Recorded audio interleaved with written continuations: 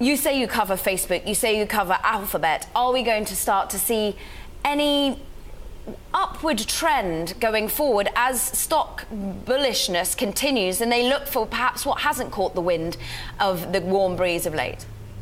Yeah, well, it's interesting, and maybe because I don't look at the entirety of the FANG sector, let alone the market per se, I look at the individual companies, maybe I don't see quite the same uplift trends. The company-specific factors seem to be more dominant, certainly through my lens, but I think through investors' lenses as well.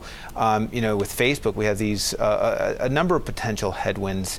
The measurement issues that have been coming to light recently are problematic. Maybe it constrains growth, but the bigger issue for investors is they're expecting, on the buy side, they're expecting more robust growth than the sell side is expecting, which is a fascinating phenomena. So even though you have a company that's just eating the industry and taking share, it may not be meeting expectations. So that kind of holds off some of the growth. Google has similar issues where I think investor expectations have gotten so robust that as other investors come back to earth in terms of their expectations, it just holds down the stock. These two companies are so massive now. I think some of it's just the law of large numbers in terms of how big they can get.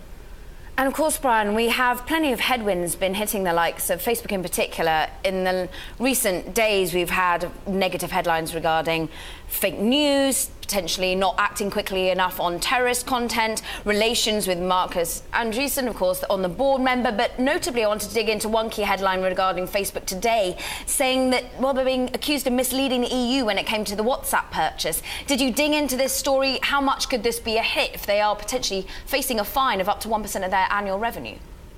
Yeah, it's not an unimportant story, I'd say, from an investor perspective, but it's probably not one that investors will pay too much attention to. It matters more, to be clear, from at a business level and in the very long term. It looks like a he said, she said story at this point in time. It's very difficult to anticipate where it plays out.